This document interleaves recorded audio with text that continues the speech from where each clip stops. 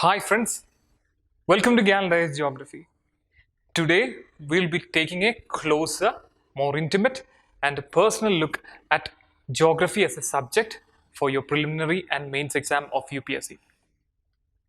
You see, we need to understand exactly how to prepare for geography in your prelims and mains so as to not to waste time. We have to prepare smartly, we have to prepare wisely, we have to prepare it in time. Because you see, we have a very limited time and a very vast syllabus. Not only geography, you have to complete economics, polity, environment, current affairs, and all the rest from mains exam also, including ethics, essay, your optional, all of that. And you have to do that in a very limited time. Had we but world enough and time. This is the first line from a famous poem by Andrew Marvell. And this is exactly our dilemma. We have a very vast ocean of syllabus to cover, and we have very, very limited time. And the time frame, the window between prelims and mains is very short that we have to prepare them together. We have to prepare for mains in advance. At least we have to prepare 60 to 65% of your mains topics before you complete your preliminary, before you sit for your preliminary exam. So that makes a compelling argument that you have to be strategic with your studies. You have to understand the demands of the question. You have to understand the demands of UPSC from a subject. And that is exactly what we are going to do here. We are going to go and understand what UPSC is expecting from geography in prelims and mains. So let's understand the broader subject of geography. What is exactly geography? When you think about it, I want you to approach it in two different ways. The first one, think about geography as a subject. And the other one, you think about geography as part of your preliminary and mains, part of your UPSC preparation. Because there is a difference, there is a very fundamental, stark difference between you as an aspirant preparing for geography as a subject, as a pure standalone subject, and you preparing geography topics for prelims and mains. If you can't make the distinction between both of them, if you can't understand the difference between both of them, you will be learning a lot from geography, but you will not be passing your preliminary exam and mains exam will be difficult, because geography is a very vast ocean in itself. It is a discipline of itself. It studies everything about the physical environment. It studies about the universe. It quite literally studies everything under the sun and beyond. So preparing for geography as a subject, you will be an expert in geography, but UPSC do not need experts. They say that UPSC don't need scholars. You don't need to become a scholar in geography to answer all the questions coming from geography. All you need to need is to understand exactly the demands of geography subject. That is when you have to approach geography purely as a subject of study from a UPSC perspective. What is UPSC's demand from geography? What are the questions from geography that UPSC has been asking? What is the syllabus? Then the question of geography becomes much more manageable, even for non-science students from non-science background. People are often intimidated by geography because of its vastness. But I tell you, if you look at the syllabus and previous year question, there is a perfect, exact pattern.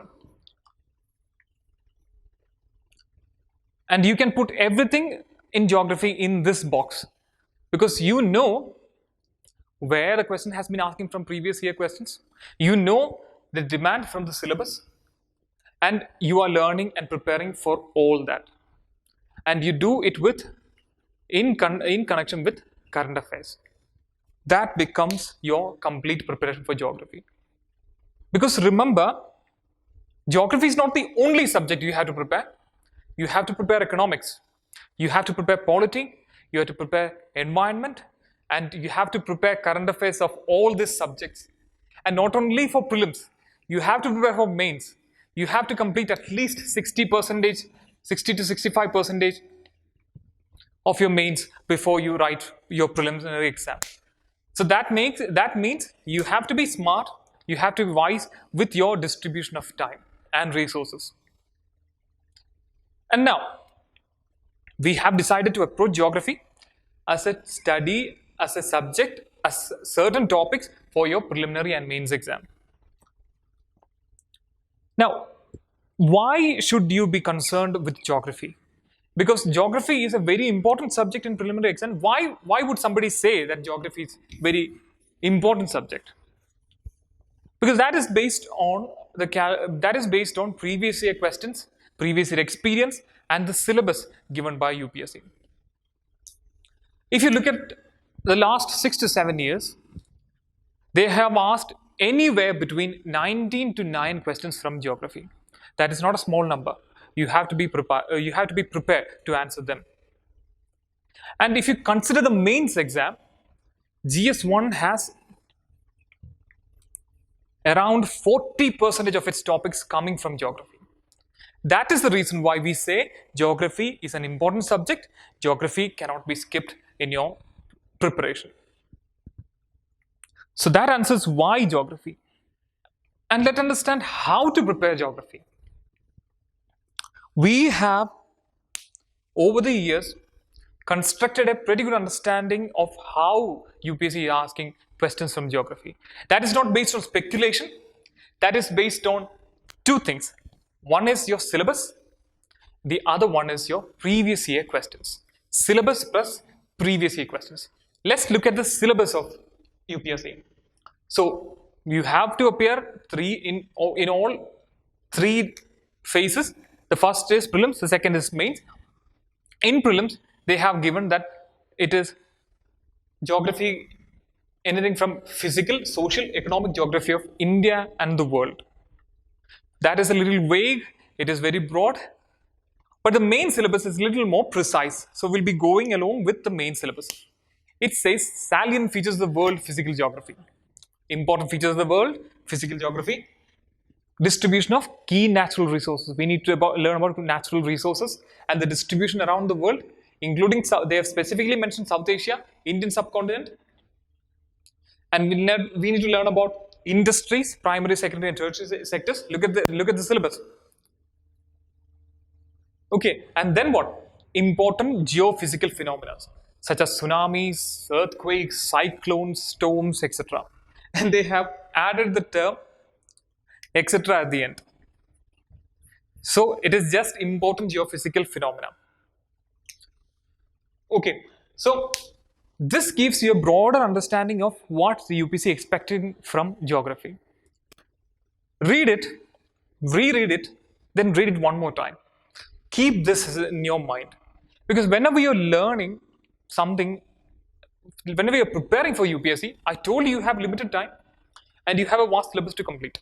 If you're familiar with your syllabus, that means when you're reading your newspaper, when you're reading your current affairs compilation, you know exactly which one to remember and which one to skip. If you can't make that difference, if you can't find the difference between the topics from your Hindu or whatever paper you can skip and the topics that you must learn and remember, then preparing for UPSC will be very, very difficult. Because then again, the vastness of the subject and the limited time frame. So read it again. So mains syllabus is a little more precise and it is something we can work with. Comparing prelims and main syllabus, we can divide geography into 2 broad areas, world and Indian.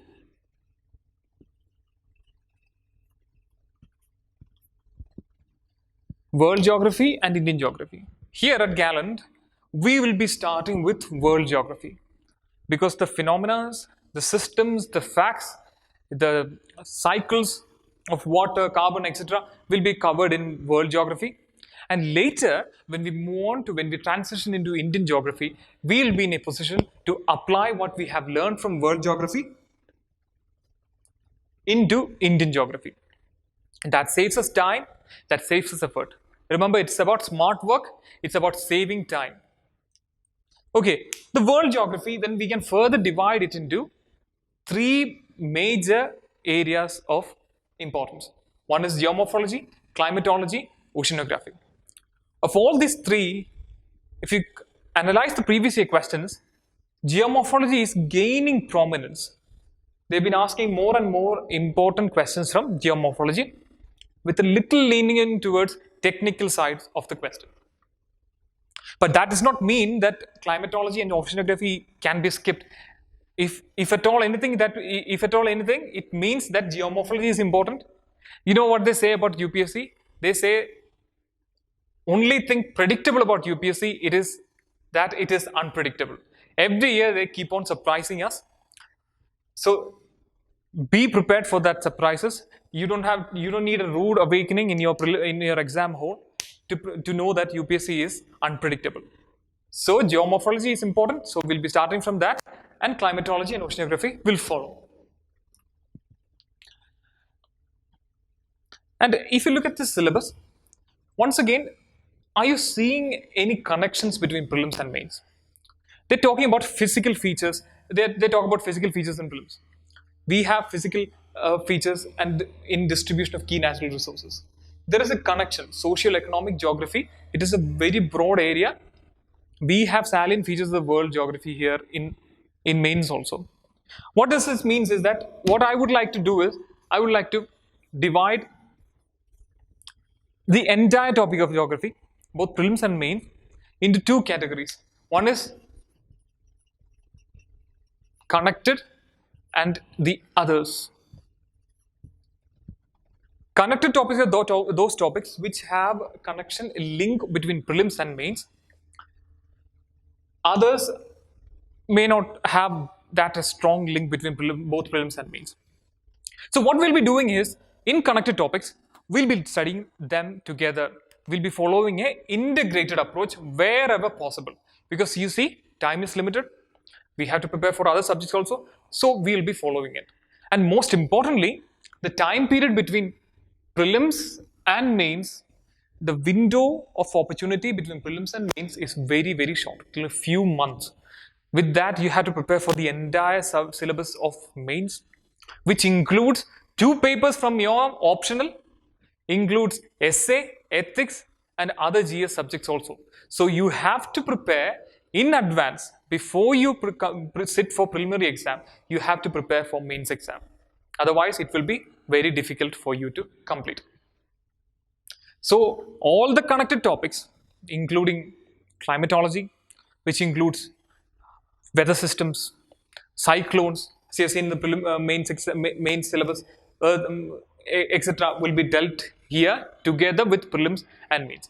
But there are other topics, such as some aspects of human geography, some aspects of resource distribution, some aspects of demography, etc., which have a little more disaster management, which has a little more importance should be given in mains exam. That will be dealing separately as main syllabus. But wherever possible, we'll be connecting them together. That is the only way forward. That is the most smart way to follow. Now, I told you these both are connected, prelims and main syllabus of UPSC geography. In almost all cases, except a few, are connected. Let me illustrate that with an example. The first question here is from prelims 2011. What would be the main reasons for the formation of African Eurasian Desert Belt? And it is a 2-statement question. I did not include the options here, but read the statement. It is located in a subtropical high pressure cell. It is under the influence of warm ocean currents. Now, you need not be familiar with this thing. It's all right. We'll be taking everything related to deserts and pressure belts, everything. Don't worry about that. Just understand the pattern. This was asked in 2011 about African Eurasian Desert Belt. At the bottom over here, that is a mains question from 2013. Major hot deserts in northern hemisphere are located between 20 to 30 degree north and on the western side of continents. Why? Again, they are asking about hot deserts. They asked about the same thing, the same phenomena in prelims as well as in mains. This could very well happen in the same year itself. They could ask you a question regarding cyclones in your prelims, and they could ask you a questions regarding how to deal with cyclone as a disaster in your mains exam. So that is the connection.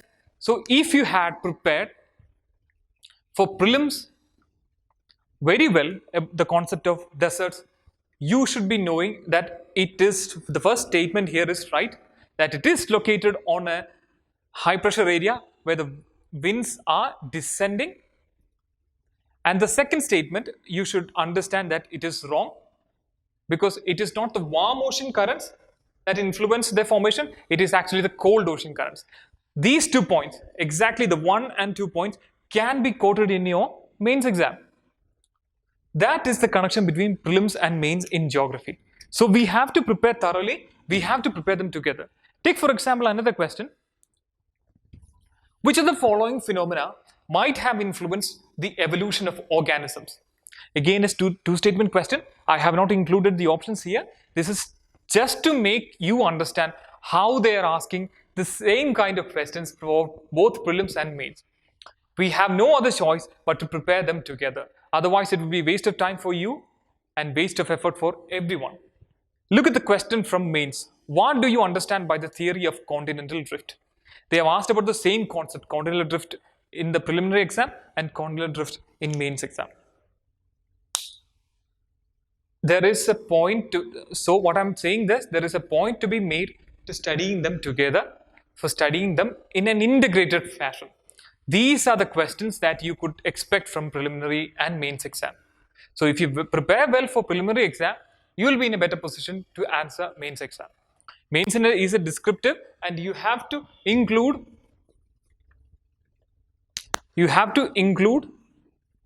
varied perspectives, varied approaches to a problem. For example,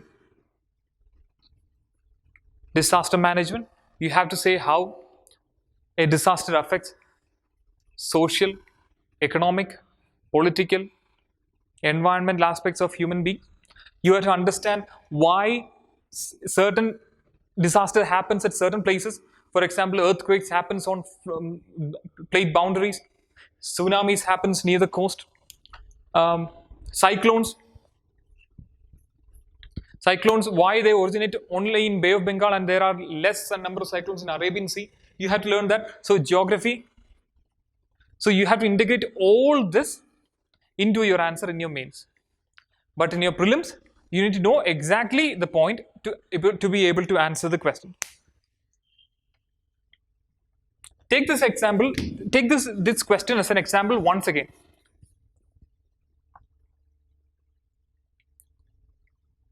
See, it is under the formation of hot desert is under the influence of warm ocean currents. Only this word is changed. It should be cold ocean currents. They have changed a single word to change the meaning of the entire sentence, and that is why statement 2 here is wrong. This shows the importance of conceptual learning in geography. Because the subject is vast, nobody can be expected to mug up everything from geography. You have to have an understanding of how phenomena such as formation of hot deserts, formation of cyclones, formation of extratropical cyclones, formation of mountains, origin of mountains, the influence of insolation in some areas, the movement of wind, the pattern, etc. You have to understand conceptually how they are formed, what are the reasons, what are the forces behind it. Then only you will be in a position to answer the question. They can very well ask the same question again. They just need to change the question from what would be the main, which of the following are not the reasons for the formation of African and Eurasian desert belts. So you have to understand, what I'm trying to say is that you have to understand the concepts precisely to be able to answer questions such as this effortlessly. Okay. Now the fundamental question, now the basic question that everybody asks. It's not your fault. Everybody asks the same question. The real reason for the real question that you should be asking is why. Then you can come to which resources to use. You have to ask why a subject is important. Remember this: whenever somebody say that this topic or this subject or this area is important, you should be asking why is it important. You should base your assumptions on two facts. The one is syllabus, and the other one is previous year questions. So we have dealt with why. We have dealt with why we are restricting it to syllabus and previous year questions because of the lack of time. And now we are going to answer the question, which resources to use. UPSC preparation have changed drastically in the recent past. With the advent of technology and the use of more and more internet, there is a problem with more resources. You have access to all the notes from all the civil service institute in India. You have access to all the publications, all the notes, all the standard books. You have multiple sources for mind maps, summary sheets, etc., so on and so forth. And some people believe very wrongly that more is good when it comes to resources. In fact, the exact opposite is the truth. If you have less of good things, that is the better way to finish your your UPSC preparation. Because you see, if you have less, you will complete the topics in time and you will be meeting the demand of the UPSC syllabus, but you will be finishing it much faster. And you will be in a position to revise them. That is very, very important. You have to revise all the syllabus at least 3 times before you sit for your preliminary exam. That will become much harder if you have more resources. If you have to go through all the topics from all the institute, if you have to refer through all of them, would become very difficult. So remember, less is always good. Just because you have access to notes from all the institute doesn't mean that you have to get them. Just because your friend was generous enough to share his notes with you or his summary sheets with you does not mean that you need to keep it in your collection. Okay, just thank him and say that you are happy with what you have. Because you see, you will not understand the problem now. After some times in your preparation, and we all have faced this problem, after some times, your room will be cluttered with notes, sheets, and all everything. So then it will be difficult for you to prepare for exam efficiently, because you have to select which books to study and which not to. That is a mental strain for you. Your room and your mental state will be a mess. People have this idea of how a ideal UPSC aspirant's room should be. They think that it should be cluttered with newspaper cuttings, it should be cluttered with books, notes, and printouts from all institutes. That is a wrong idea. That is just a myth. That is not how you have to prepare for prelims or mains. You have to have some standard books from which you have to prepare notes, and you have to rely on your notes, not on the institute. They will give you notes, but you have to prepare your notes of your own. That is the only thing you will be using in your revision. Otherwise, if you have to go through a large number of books and words and files, it will not work. You have to simultaneously, when you prepare for geography or economics, if you are preparing for geography, when you are learning cyclones, prepare notes for that. Prepare a small gist notes for that so that you can revise it after the end of the class.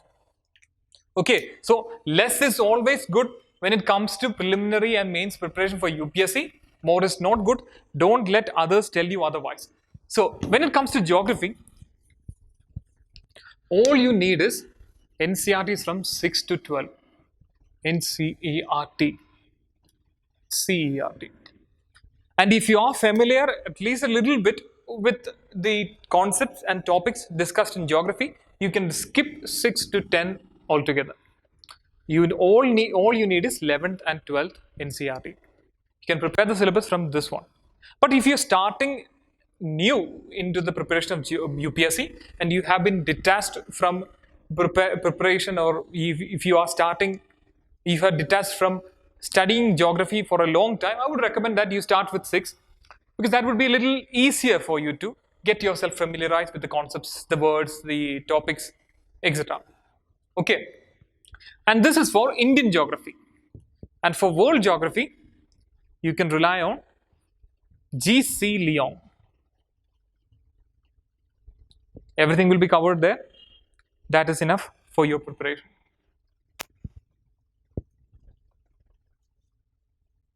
And another one is India Yearbook.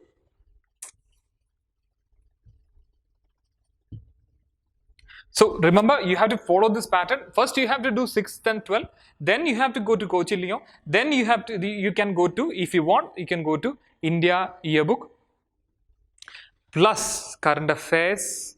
It's very important.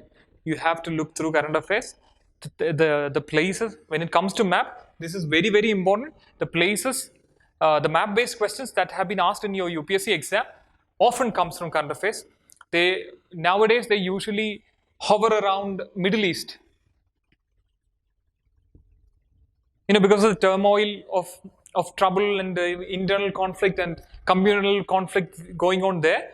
The cities and states over there is repeatedly seen in news. So UPSC have asked questions based on that from map in your UPSC exam. This could change. So follow current affairs.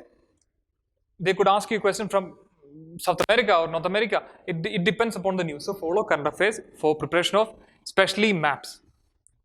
You have to start maps earlier.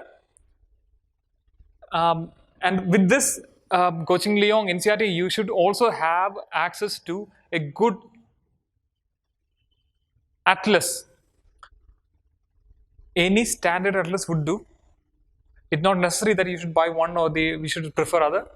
The most recommended one is Oxford Atlas.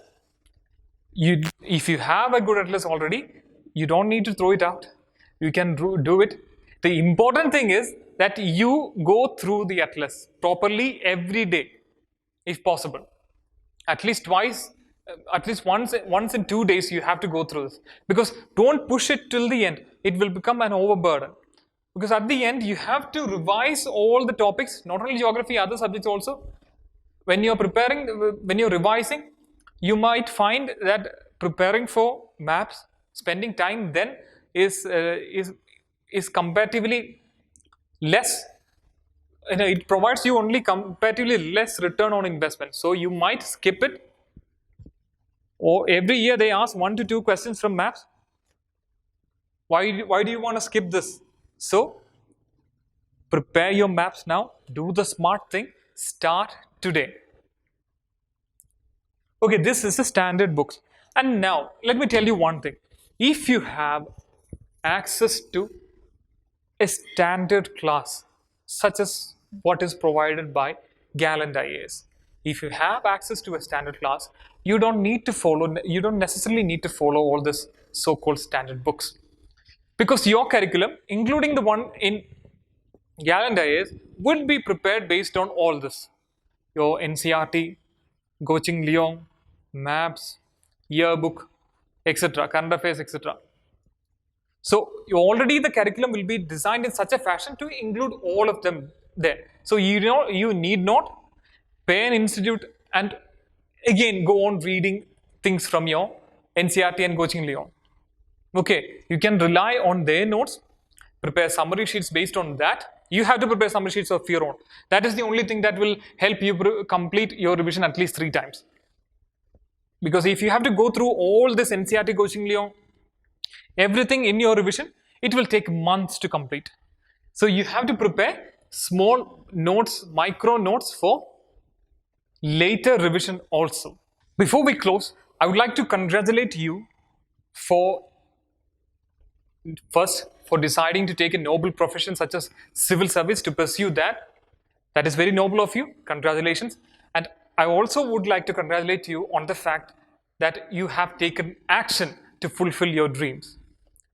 Dreaming is fine, but taking action such as watching this video, it puts you in a different league. It means that your dreams are important to you. It means that you are ready to take the risk. You are ready to go through the struggle. You're ready to suffer. That is very important.